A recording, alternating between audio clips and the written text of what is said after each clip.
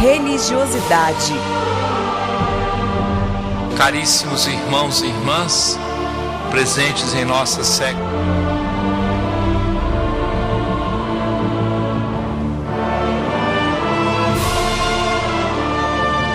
Arte.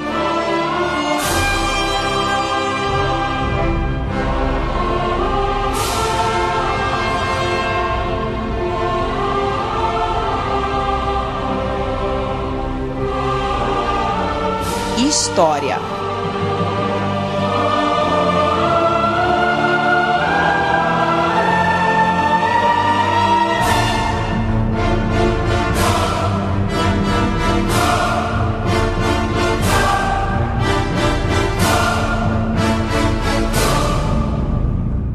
Uma catedral é a sede da igreja, a igreja-mãe, de onde o bispo, governa a igreja, de onde emana toda a ação pastoral.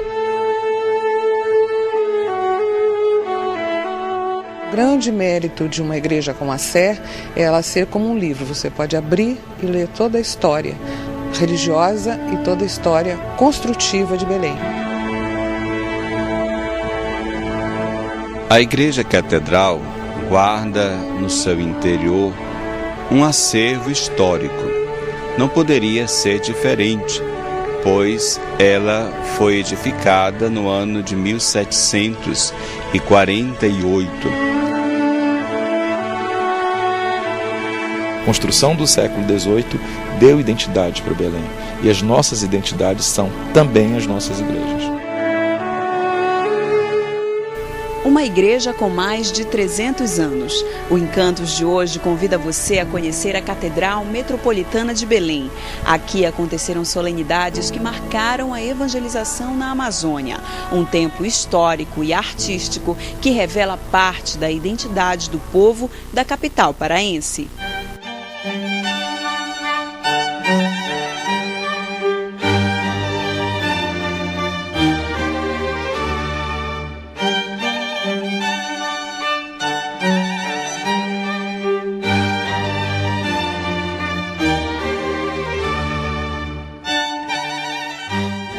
A Catedral Metropolitana de Belém materializa para a historiografia a memória do início do processo de ocupação da Amazônia pelos portugueses, a chegada desses colonizadores, a expansão do espaço ocupado.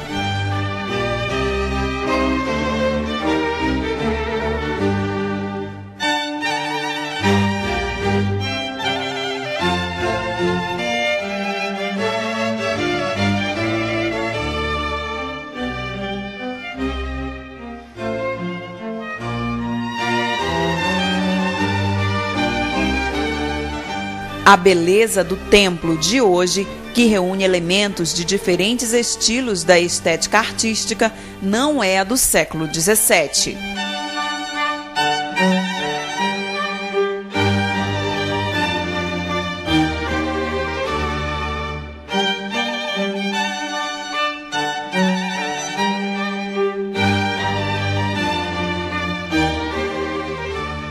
Ao longo dos séculos, desde a primeira igrejinha construída aqui, provavelmente de barro e de palha, inúmeras reformas foram realizadas.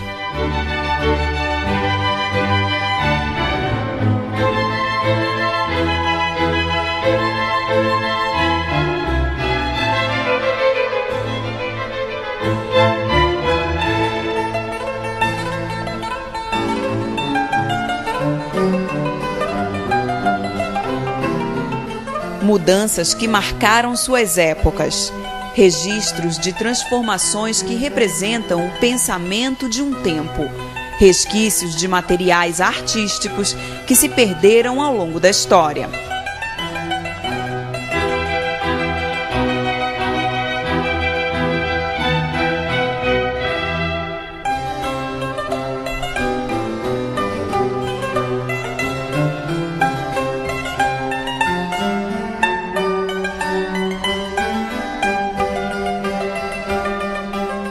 Território de fé que compõe a marca da identidade de um povo.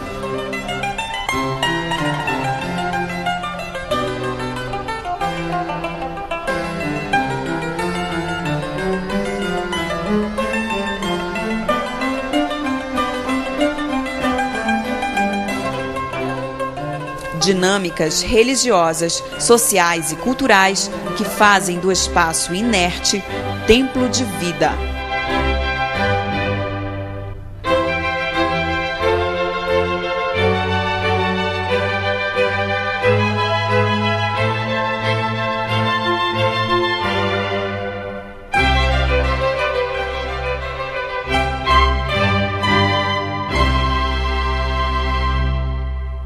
Levantar dados sobre o passado de uma sociedade não é tarefa fácil. Reverenciar quem o construiu é dever de quem reside no presente. A memória dos antigos é trazida de outro tempo, como herança para a religiosidade praticada no hoje.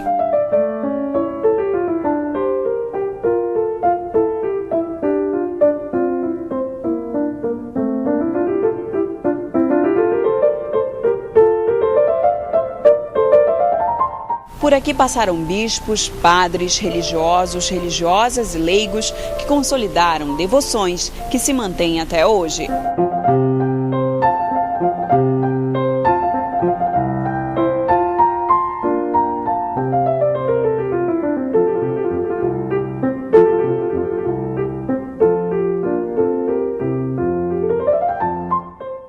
No segundo domingo de outubro, partem da catedral milhares de fiéis, numa manifestação devocional que o mundo inteiro admira.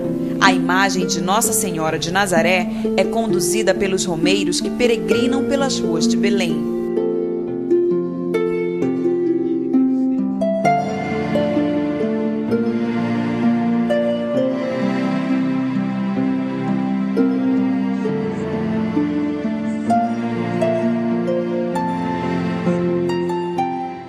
A catedral está no ponto de partida da cidade de Santa Maria de Belém do Grão-Pará.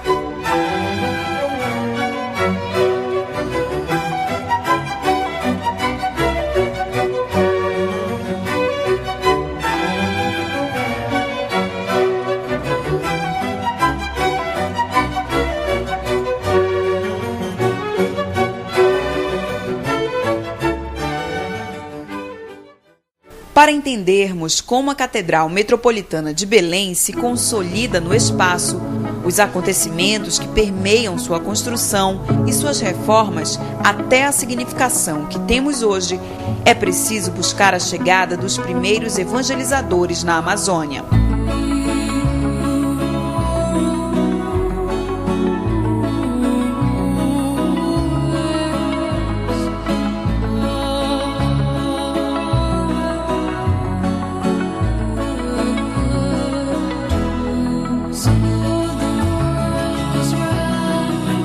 Fundada em 12 de janeiro de 1616, considerando o território da Amazônia Legal estabelecido hoje, Belém é a sede da primeira diocese da região.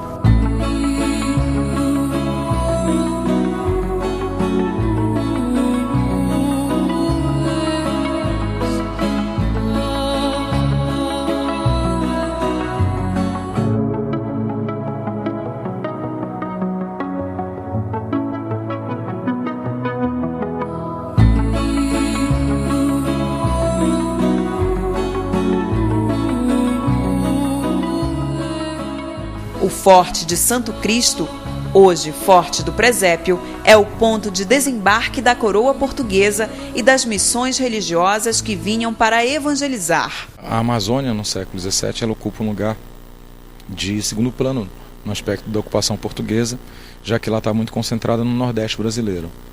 A partir de 1615, você tem uma expedição específica que coloca como o Cabo Norte, não se chamava Amazônia naquele momento ainda, como o Cabo Norte, como um ponto importantíssimo para ser delimitado e povoado pela presença de outras nacionalidades, em especial franceses e holandeses aqui.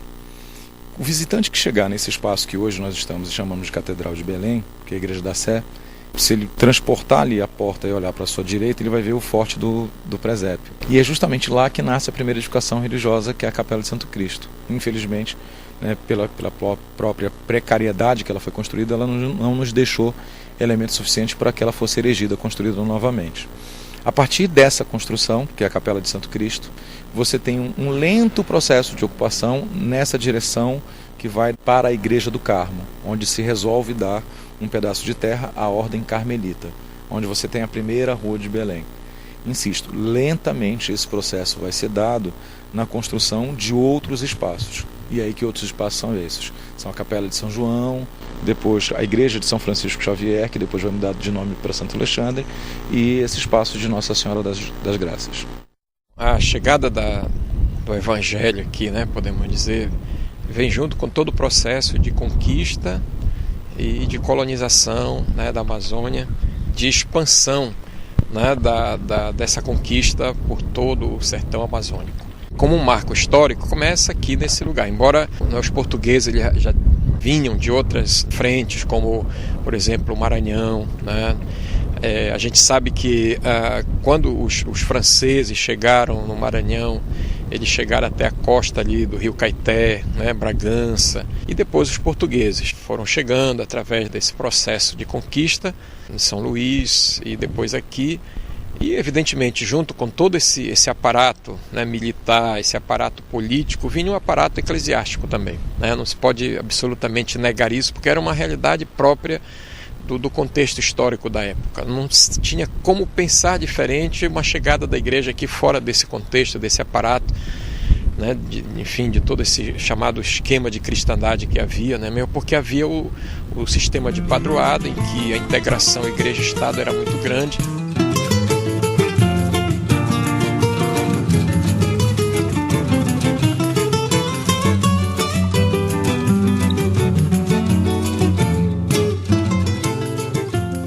É necessário dizer que os portugueses, que aqui chegaram, os militares, os soldados, os administradores, todos eles eram católicos. Então eles traziam também consigo as suas devoções. Possivelmente os soldados que vieram junto com Castelo Branco, eles tinham uma espécie de confraria, de irmandade também chamada, e por isso que eles estabeleceram dentro do forte aqui uma capela dedicada a Cristo, e aqui eles faziam suas orações. Segundo Dom Alberto Ramos, na esquadra do Castelo Branco veio um padre também, e esse padre então possivelmente iniciou as primeiras missas aqui, as primeiras expressões de devoção, de religiosidade católica aqui dentro deste prédio. E depois, evidentemente, com a conquista, a pacificação dos índios, eles então começaram a construir o povoado, a vila e, evidentemente, aquele que hoje é a catedral, que era a igreja dedicada a Nossa Senhora da Graça.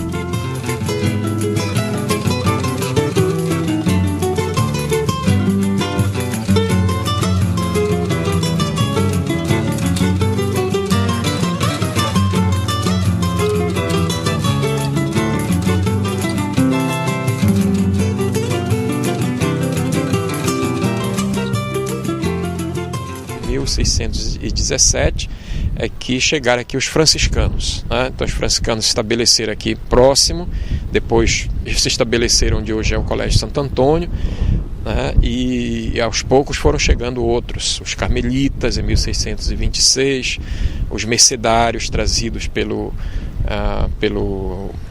Pedro Teixeira, quando foi até Quito, até o Peru, trouxe de lá os mercedários que eram espanhóis.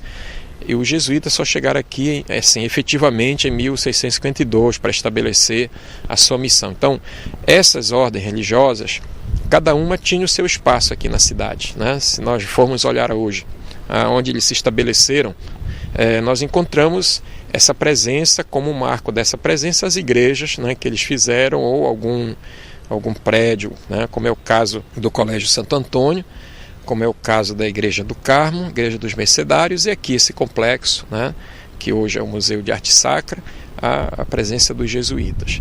Ainda houve mais duas presenças franciscanas aqui de províncias diferentes, chegaram no final do século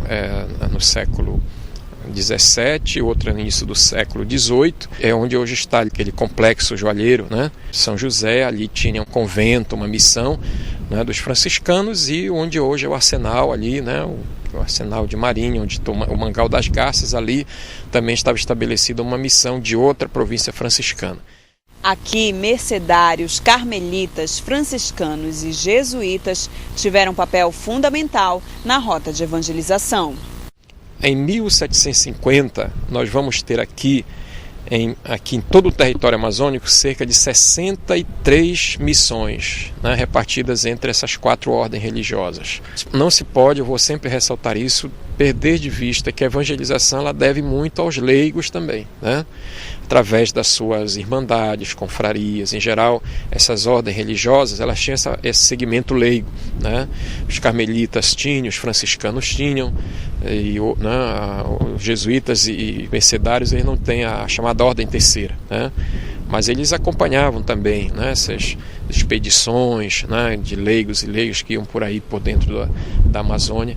Então, esses leigos estabeleceram a devoção, a piedade popular, né, suas devoções particulares. O fato, né, de a gente ter aqui uma devoção assim, tão grande a Nossa Senhora de Nazaré, né, a gente geralmente atribui aos jesuítas essa devoção trazida para cá. Isso não é verdade. Os leigos que vieram, né, daquela região de Portugal que trouxeram essa devoção para cá, estabeleceram-se na vigia e lá essa devoção de lá e a partir de lá ela se espalhou. Depois os jesuítas, quando foram para lá, então eles deram, né, a animação maior a essa devoção, né, Nossa Senhora de Nazaré. Mas tudo isso nós devemos a essa presença, né, de leigos católicos que desde aqui, deste forte, primeiro lugar da presença portuguesa é o primeiro lugar também da presença católica aqui nessa região.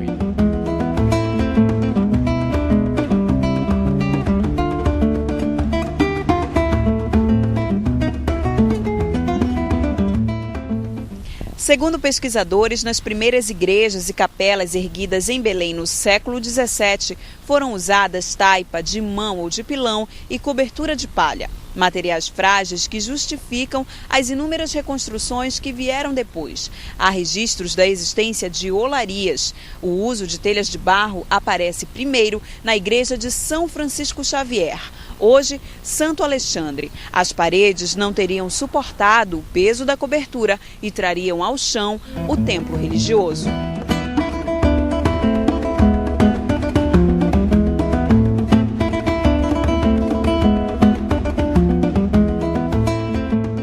A Igreja Matriz de Nossa Senhora da Graça, dedicação dada à pequena ermida de barro e palha que antecede o título de Catedral de Belém, passa distante da magnitude de sua forma atual, que começou a ser erguida em 1748. As igrejas dificilmente se enquadram num só estilo, porque elas têm uma construção ao longo, ela acompanha a construção das cidades. Então, através de uma igreja, na verdade, tu podes ler a história da arquitetura, ler a história da cidade, ler a história da comunidade religiosa que a manteve. Então ela aparece, ela tem detalhes, já no período neoclássico, ela tem detalhes coloniais, ela tem detalhes que são mais barrocos, e ela vai se construindo até chegar aos nossos dias com o esplendor que ela chegou depois da última restauração.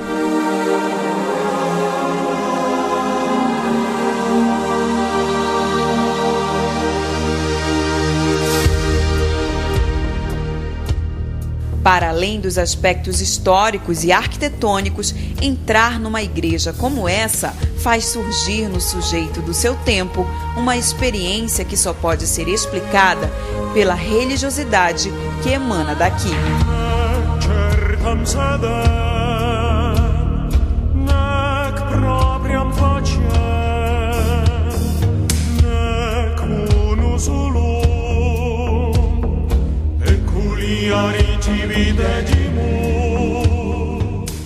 A igreja de São João Batista já serviu como Catedral de Belém. Você sabia disso? Essa e outras informações sobre a história da igreja você confere no próximo bloco.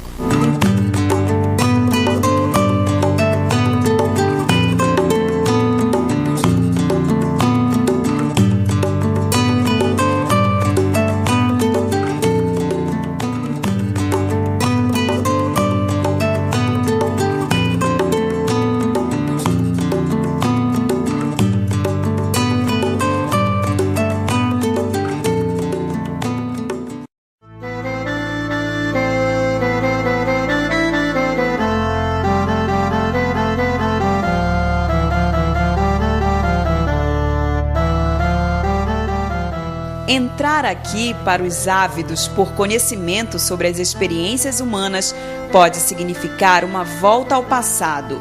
Estar neste espaço silencioso é oportunidade de vivenciar experiências de espiritualidade. A igreja, antes de qualquer outra coisa, ela é uma obra voltada para o trabalho pastoral evangelizador. Uma catedral é a sede da igreja, a igreja mãe, de onde o bispo, governa a igreja, de onde emana toda a ação pastoral. Ela pode ser um ponto turístico de observação da arte, da arquitetura, de tudo aquilo que existe, do órgão, que é uma maravilha. Mas a igreja ela não se resume só a isto.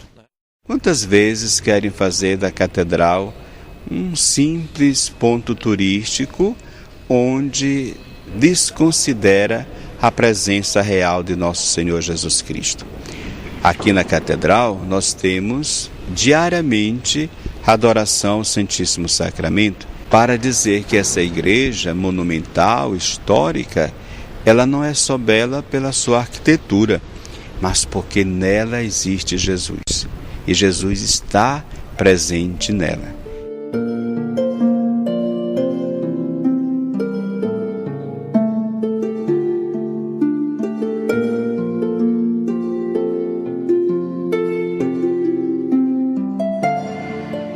Imagens sacras, telas, os altares laterais e a interação das pessoas com esses elementos fazem a essência da igreja.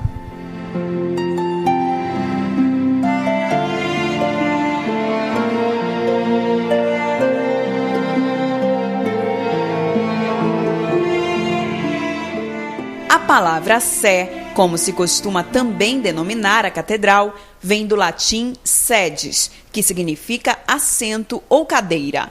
A cadeira ou cátedra do bispo está no interior da igreja. É de onde o pontífice oficia solenemente.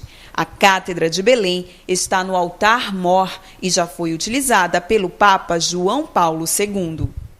O pároco de uma catedral é o bispo. Ele é o pastor da igreja de Belém e na catedral, sendo ela a igreja mãe da arquidiocese, o senhor bispo tem a sua cátedra.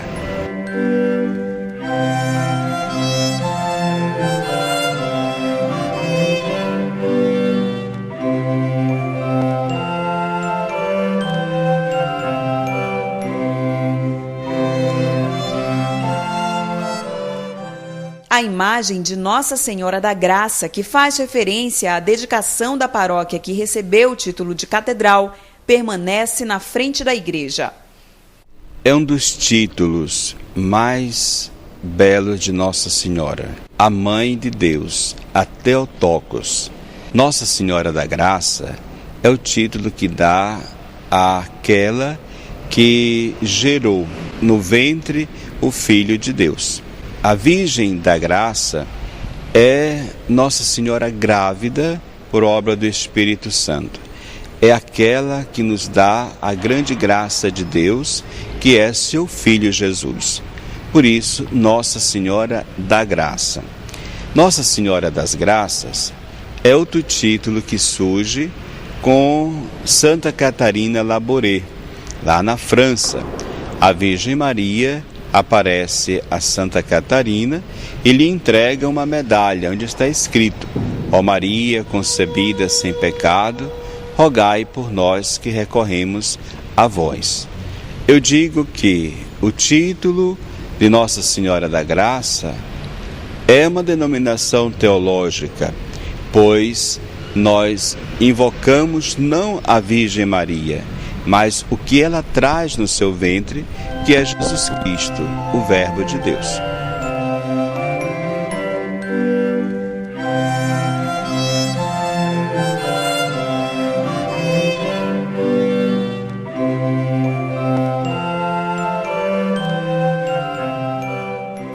Durante algum tempo, quando a catedral era erguida, a pequena igrejinha de São João Batista, chamada carinhosamente por muitos de Igreja de São Joãozinho, serviu como Catedral de Belém. Por conta de sua condição patrimonial, recebeu o título de reitoria, concedido pelo arcebispo de Belém, Dom Alberto Taveira Correa.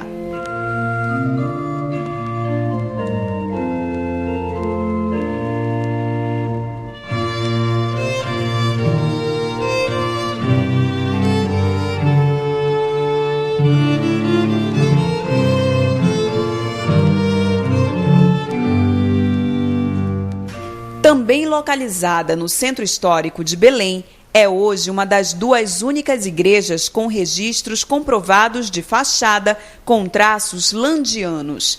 A segunda é a Igreja de Santana, também no Centro Histórico.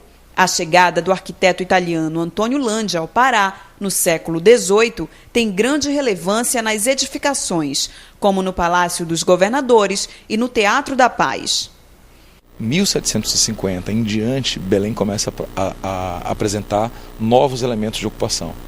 Há uma ordem específica do Marquês de Pombal, que escolhe o seu meio-irmão Mendonça Furtado para vir para cá.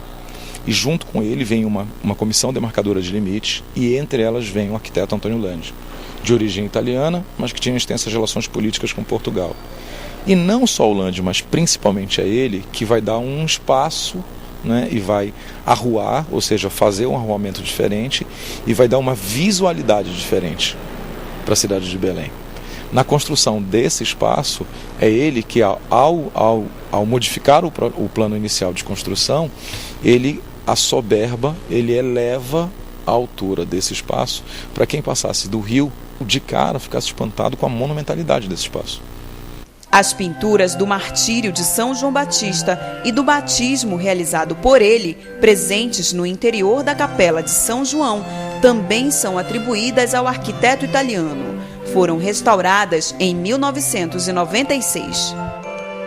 Ali naquela igrejinha, que nós chamamos assim carinhosamente, diariamente centenas de pessoas entram para orar. O Santíssimo Sacramento está ali no sacrário, onde as pessoas vão rezar diante dele. É o ponto principal. Mas como ação pastoral, na igrejinha de São João, nós temos a confraria de Nossa Senhora das Dores, um núcleo do apostolado da oração.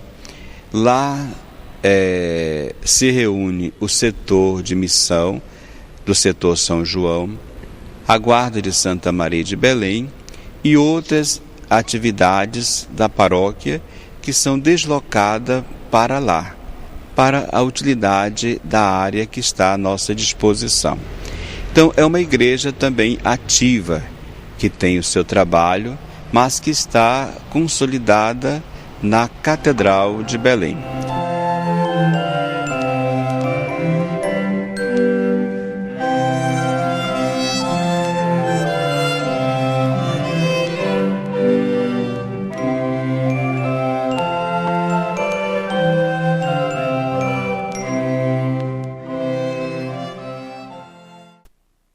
O templo religioso é um espaço sagrado. Nós vamos conhecer agora, aqui dentro da catedral, o que poucas pessoas conhecem, porque está fora da área utilizada liturgicamente. Chamado de ossário, ossuário ou até mesmo de umbrais da eternidade, aqui, famílias, a partir de uma contribuição para a manutenção do espaço, podem guardar os restos mortais de seus familiares. Trata-se de uma tradição da igreja.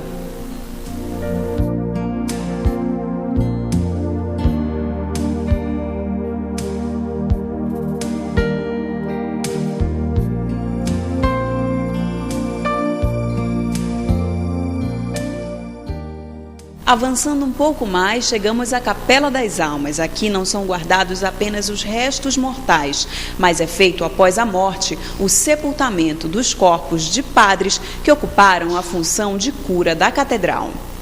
O episcopado era um cargo vitalício, né, por toda a vida.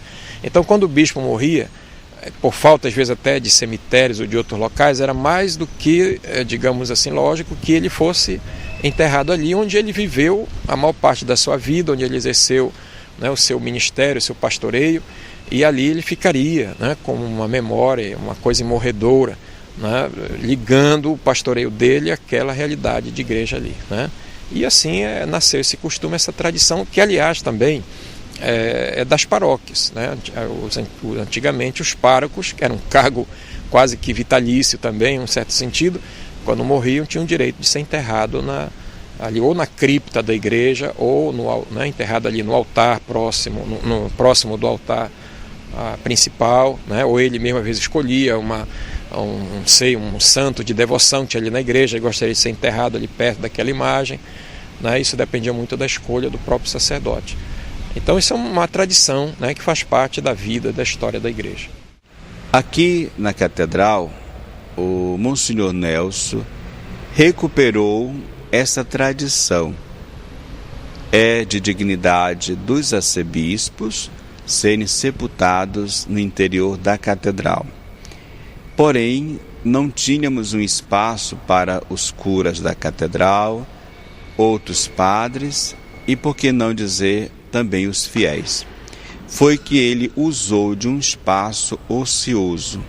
Era um espaço que aqui nós tínhamos, aonde guardava a barraca da festividade da padroeira. Então, um corredor, uma área que só servia para guardar entulho. Não foi fácil, muitos saíram contra o Monsenhor, mas ele bateu o pé, teve o apoio do arcebispo na época, Dom Alberto Ramos, e ele edificou o ossuário da catedral. Ah, mas cemitério dentro da catedral? Não é um cemitério, é um espaço digno, onde ali nós veneramos de maneira amorosa os nossos entes queridos, e que nesses últimos tempos tem tido uma grande adesão. O cura é o responsável pela condução dos serviços pastorais e tem a tarefa de zelar pelo patrimônio material e imaterial da igreja. Eu diria uma palavra: o zelo por tua casa me devora. Então, o meu trabalho aqui é fazer com que a paróquia do Senhor Arcebispo seja uma paróquia viva, exemplar, aonde todos possam ser bem acolhidos na Igreja Mãe da Arquidiocese.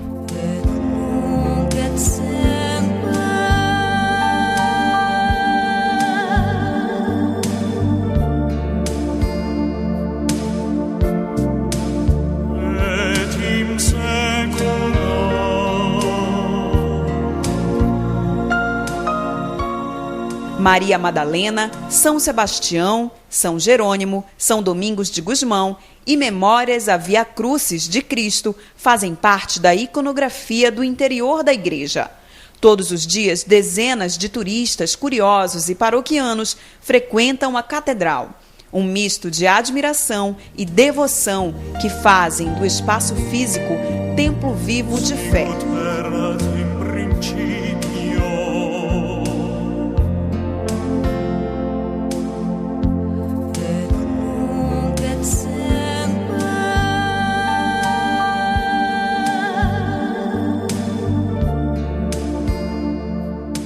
A última reforma que modificou algumas estruturas do interior da catedral aconteceu de 1881 a 1892, protagonizada pelo então bispo do Pará, Dom Antônio de Macedo Costa.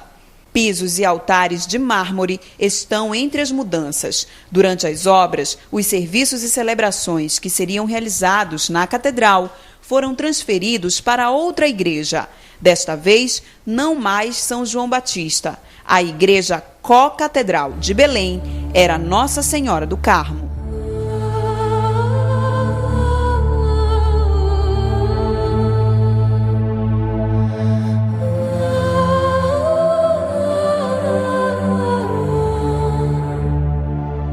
O 10º bispo do Pará, Dom Antônio de Macedo Costa, ocupou o episcopado de Belém durante 28 anos. Ficou conhecido como um grande defensor da Igreja Católica. Nasceu no sertão da Bahia em 1830. Formou-se em Direito Canônico pela Pontifícia Universidade Gregoriana de Roma em 1859. Em 1860, o Papa Pio IX o nomeou bispo do Pará, sucedendo Dom José Afonso de Moraes Torres.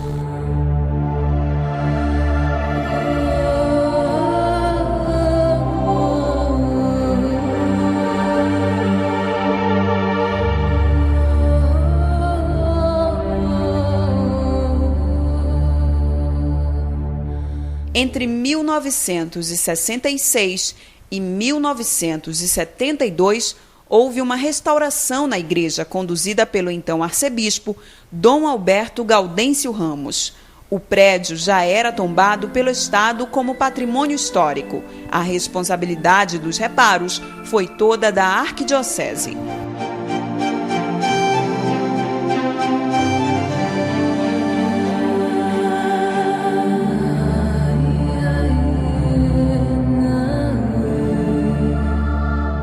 Outra restauração importante que manteve a Sé fechada durante 4 anos teve início em 2004, mas este é um assunto para o próximo bloco.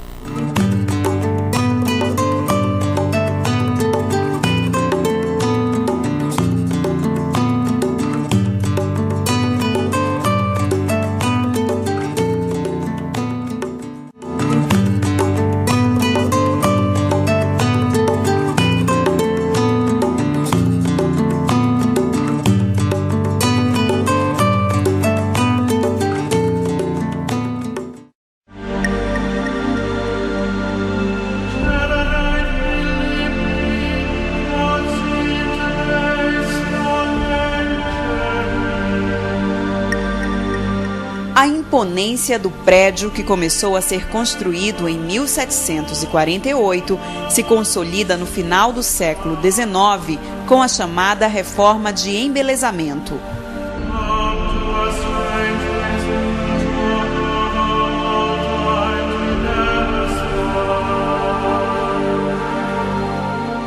Um grupo de artistas italianos se estabeleceu em Belém e aqui permaneceu por 30 anos.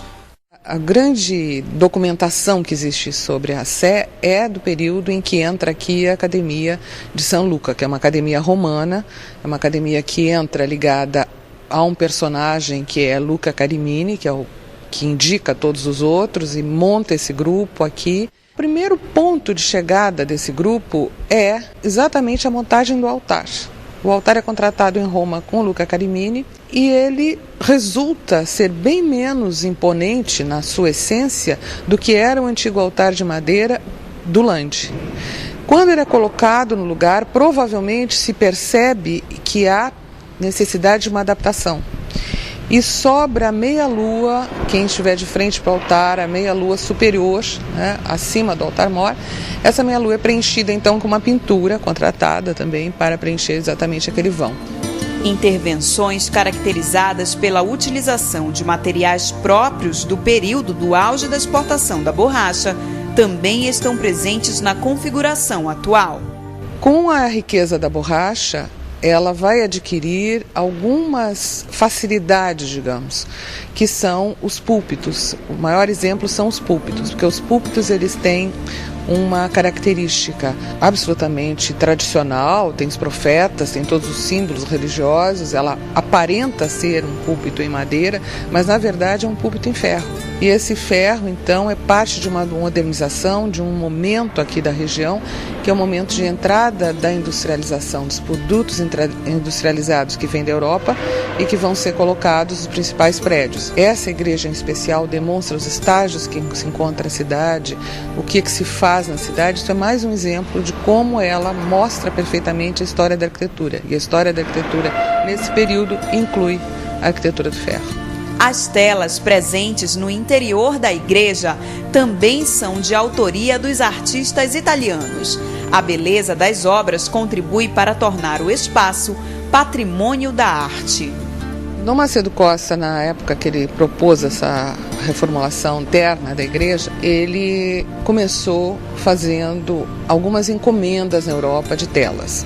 Inclusive tem um comentário do jornal Boa Nova, dizendo que ele tinha achado muito interessante, que não era caro, que ele podia encomendar excelentes cópias de artistas famosos, feitos por bons artistas europeus. Mas quando vem o grupo indicado pelo Carimini, verdade, para fazer as pinturas de forro, que é a pintura central, uma pintura interessantíssima, que mostra todos os bispos anteriores e o bispo contratante, e a visão de Belém, é toda uma tela praticamente, né, de belíssima feitura dos artistas italianos. Quando esses artistas vêm, vislumbra-se então a possibilidade desses mesmos artistas executarem telas originais né, sem serem cópias, para a catedral. Então a catedral se enriquece com pelo menos 3 grandes telas de De Angelis, e que inclusive tem toda uma história sobre quem seriam os personagens retratados, porque eles pegaram, pelo menos de Madalena, pegou uma modelo local, ele pegou uma pessoa que era daqui, provavelmente a pessoa que frequentava a igreja, que não se sabe quem é, porque a pessoa quis se manter incógnita. E então, com isso, a qualidade das telas melhorou muitíssimo, porque eram artistas conceituados. Por exemplo, o De Angelis e o Capranese colaboraram em igrejas romanas, né? A igreja de Santo Inácio em Roma tem telas deles. Então são artistas que tinham um conceito alto na Europa. E fazer essas telas aqui é um grande complemento da ideia de Dom Macedo de dar uma nova forma à decoração dessa igreja no fim do 19.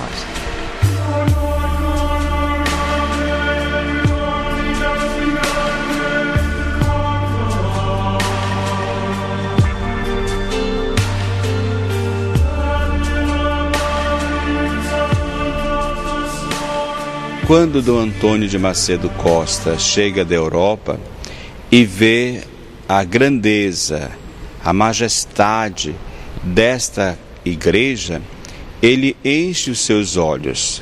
Iluminado pelo espírito artístico, ele começa então a trazer da Europa, principalmente da Itália, artistas italianos para pintar as telas dos altares laterais. Posso assim dizer que são peças valiosas, de um valor artístico, que faz parte de um acervo religioso e patrimonial da Arquidiocese de Belém. Eu cito os altares laterais, mas tudo o que Dom Antônio de Macedo Costa adquiriu, como o grande órgão cavalecol, o próprio acervo litúrgico, a edificação dos púlpitos, a aquisição do grande altar-mor da catedral, que veio de Roma, o próprio piso em que as pessoas entram, que é de mármore puro, mármore nobre, tudo isso é de uma riqueza patrimonial, histórica e cultural. Fechado de 2004 a 2009, o templo passou por um restauro delicado. Foi reconstruído o telhado e as pinturas do teto reconstituídas. Uma obra de restauro é uma obra que demanda de um cuidado bem maior, principalmente porque ela agrega vários bens, né, no seu interior. Requer um cuidado muito especial no tratamento dos elementos da arquitetura, dos elementos pictóricos, né? Então há uma necessidade de um cuidado maior, né, em virtude desses componentes da arquitetura. Não é uma obra qualquer, por isso que às vezes ela é uma obra mais demorada, porque há uma necessidade de muita pesquisa histórica, pesquisa muitas vezes de cunho arqueológico, das prospecções arquitetônicas também, prospecções pictóricas, para a gente poder identificar, né, a origem, né, dos elementos que fazem parte da arquitetura. Delicadeza e atenção aos detalhes foram fundamentais. É quando a mão do restaurador se encontra com a mão do artista. Precisa-se de 2 pontos, paciência e amor à profissão. É um trabalho que você tem que ter muita responsabilidade com o que está fazendo, porque você está lidando com patrimônio histórico. Então você está restaurando para poder preservar para futuras gerações. Na fase de restauração, a igreja esteve aberta apenas para grupos de visitação acompanharem o trabalho. A obra de restauro não é uma obra comum, é uma obra que requer, como eu falei anteriormente, uma pesquisa mais detalhada. Então esse projeto Arte na Obra, ele vai atender nessa necessidade, né, que seria abrir o espaço à visitação do público, né, e para poder as pessoas ficarem mais próximas de todo esse processo. Durante o restauro, algumas curiosidades sobre o processo de construção da igreja foram encontradas. Uma delas foi a descoberta de material artístico existente atrás de uma das telas. Na última restauração, a pintura foi tirada para ser restaurada, a pintura, e foi descoberto que atrás dela existe um nicho. Existem desenhos, existem grafites do século XVIII, a data de 1786, e desenhos de animais, de folhas, de plantas, esboços de rostos, algumas coisas interessantíssimas nesse aspecto, porque ele fica absolutamente escondido até que haja necessidade de uma outra restauração da pintura, não serão possíveis de ser vistas esses desenhos.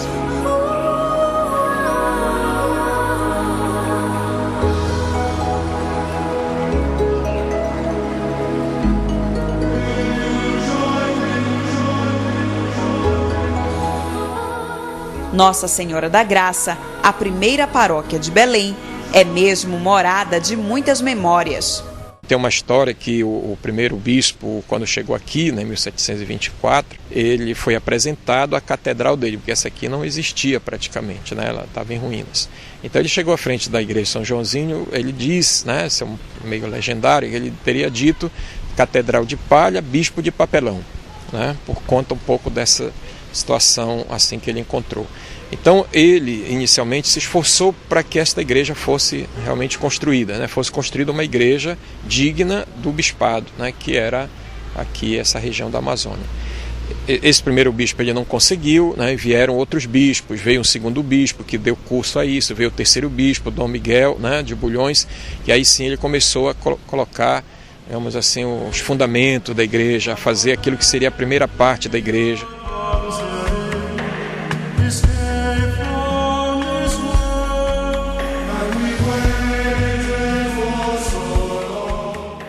Essa igreja ela não é só de Lande, né, mas ela é também dos bispos do passado, né, do Estado com a sua intervenção no passado. Tem Dom Macedo Costa, tem um pouco a realidade de hoje, né, aí presente. Quer dizer, uma igreja que tem, digamos assim, o porte adequado próprio para ser uma igreja catedral, sede, né, de uma igreja que se estendia daqui, né, dessa porta da Amazônia até os mais distantes rincões, né, dessa região aqui. Então, digamos assim, uma igreja que tem o porte adequado para isso, para o passado e para o hoje também.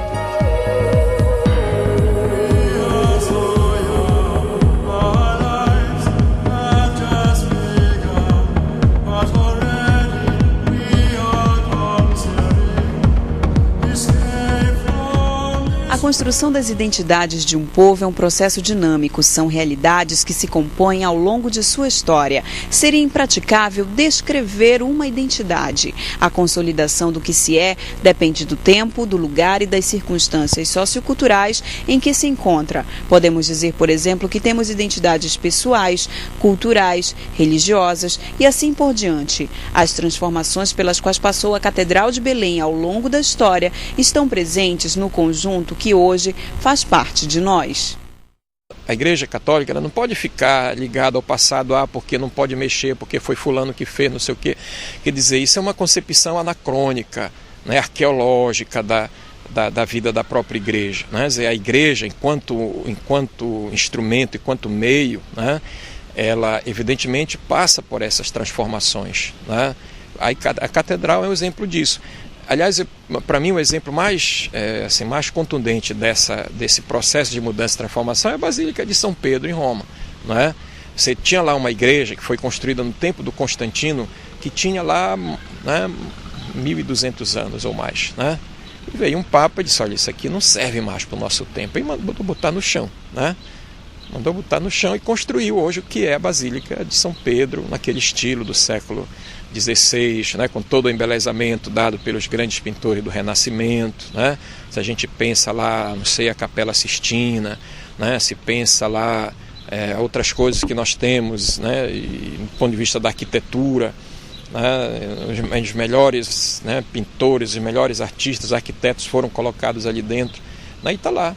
Houve uma mudança, sem dúvida. O que tem da outra Basílica? Praticamente nada, só lá as paredes antigas, né, as pilastras antigas que servem de museu hoje, mas a igreja está lá viva, né, praticamente a sede da Igreja Católica. Né, e está lá com sua função, né? Uma função específica, própria, de ser a igreja mãe, né? Praticamente toda a cristandade, todo o cristianismo. Então, acho que assim a catedral, né? ela evoluiu, né? Ela passou por esse processo de mudança e está aí. Ela serve exatamente aquilo que a igreja é no tempo, né? E na realidade do tempo, daquilo que é exigida, digamos, de um templo como esse.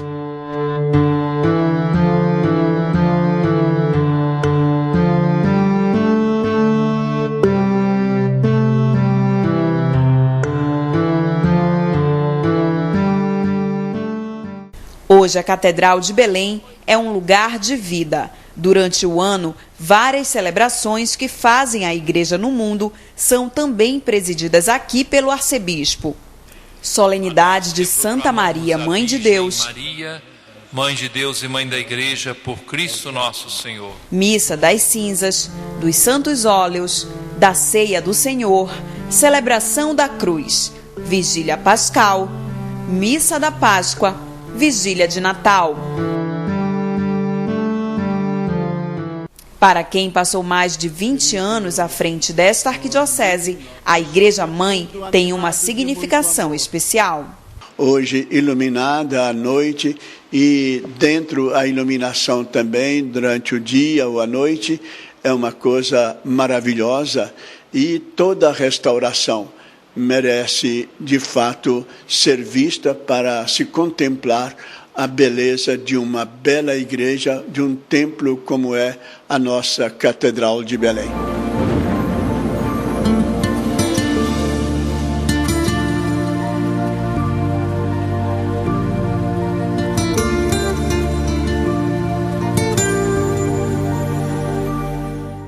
Com a quantidade de informação que se pode visualizar num centro histórico como esse, descaracterizá-lo com edificações modernas no lugar dos prédios antigos, sem avistar uma ressignificação, ou seja, apenas para fins comerciais, seria uma perda sem possibilidade de reparação.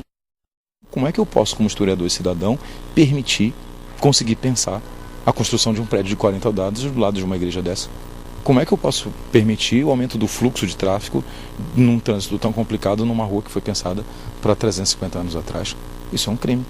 Ainda bem que, mas num espaço de 20 anos, essa luta pela defesa do patrimônio histórico, pela luta do patrimônio material e imaterial, ela vem crescendo. O que me dá um certo brilho no olho, o que me dá uma certa paixão, é ver que cada vez pessoas mais jovens que estão no seu dia a dia, em determinado momento, olham para isso, se indignam e participam dessa luta.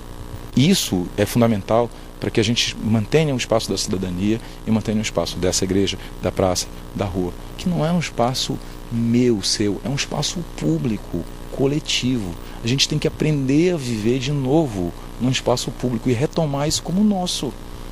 A Catedral Metropolitana é um patrimônio da Amazônia, um dos elementos que fazem de Belém uma cidade de encantos.